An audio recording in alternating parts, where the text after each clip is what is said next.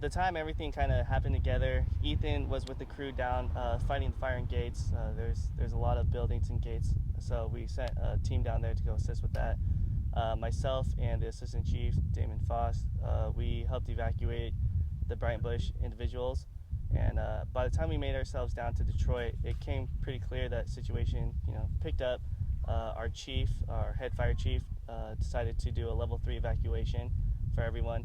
So as many crews as we could, we scrambled around, lights and sirens, going on the PA, letting people know that they need to evacuate now. It was kind of hard to really give a good timeline of when everything happened. It all happened so fast, but with the situation down at Mongold, we were all in Detroit and we were having some last minute stragglers come in.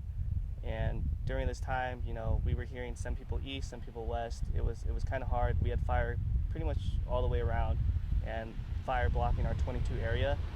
So when we finally made the call, we had so many cars in such a tight spot.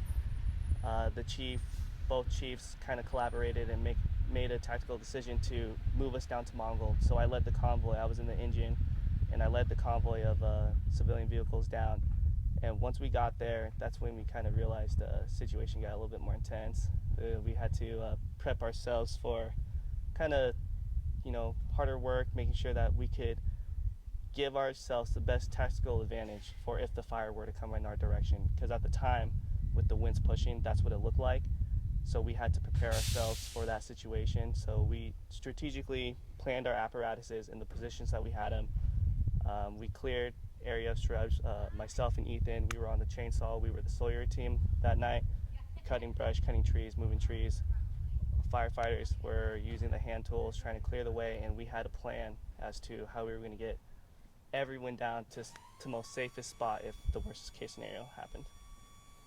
And when you say you planned your apparatus in that way, what did it look like? So the Mongol day use area is a day use where people do unloading and loading of their boats.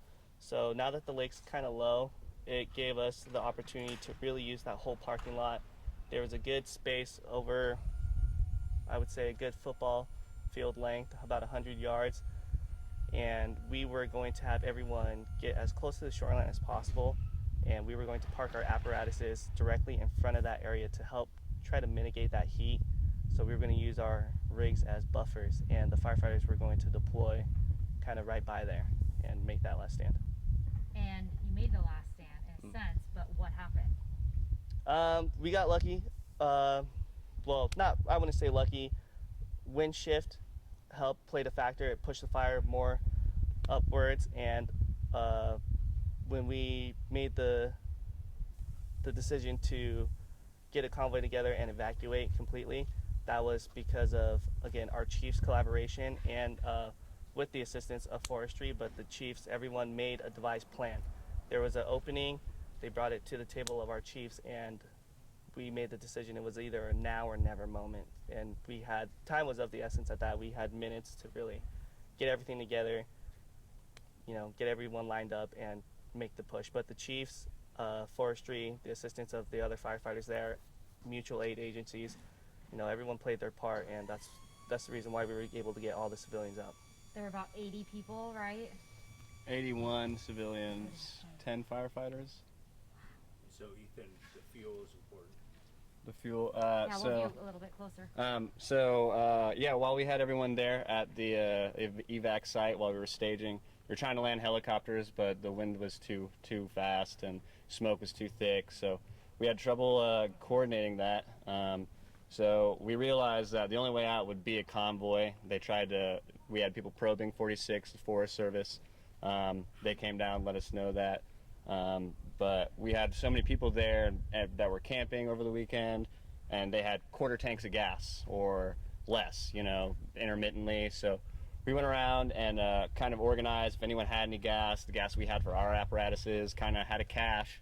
And I personally went through and, talked to all the evacuees, let them know the situation, and wanted to know their fuel levels. And we tried to disperse evenly the gas we had left to make sure everyone could get out, because I think it was a good 60 or 70 mile push to the next gas station through those Forest Service roads on the evac.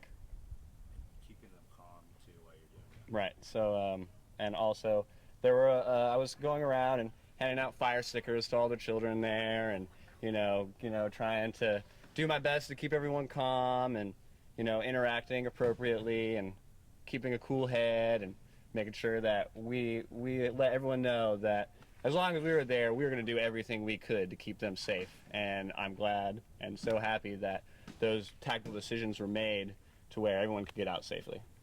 I know you're trained in this and you do this for a living for a reason. Are you paid or you volunteer? I'm a volunteer. Insane. You too? You paid. We pay him. I get paid a little bit. Brings the fire. But you're a volunteer. You're paid. Yes, ma'am. To do I this. say part-time. Part-time, okay. I mean, both of you, I'll ask you first.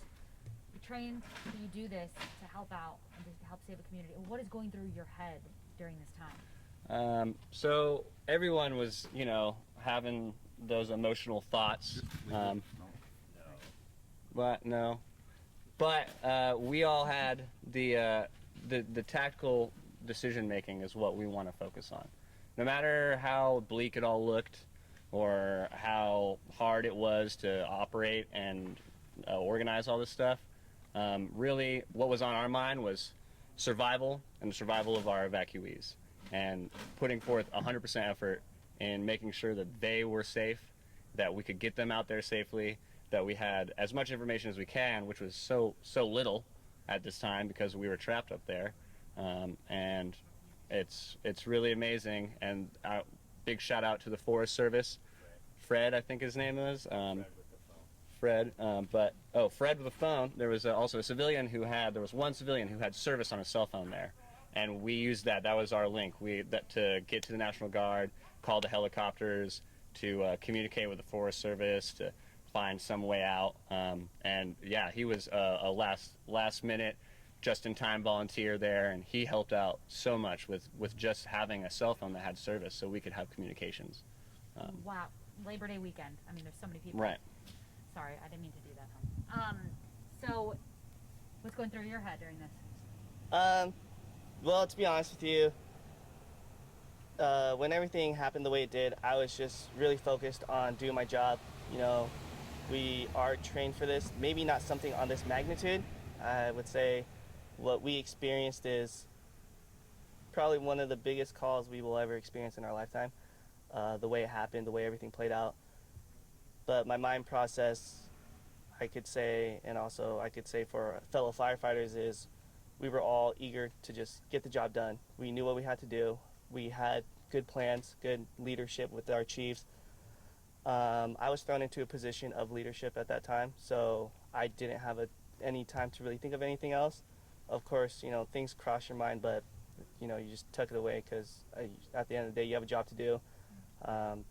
Civilians were there, children were there, so I had to do everything I could to make sure that my performance was able to give my fellow firefighters and the civilians the ability to say, what, these guys they're doing their job, they know what they're doing, and they're going to do everything they can. And to be that kind of that leader, take up that role for the fellow firefighters who, some, not all, but some were a little bit on the emotional side, but others, we all pulled together and we knew that we had a job to do, and this is what we signed up for.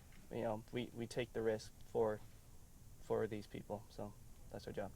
Well said. Yeah, I mean, last question for you, Ethan. I mean, you do this for no pay. What drives you and what drives your fellow volunteer firefighters in these rural areas?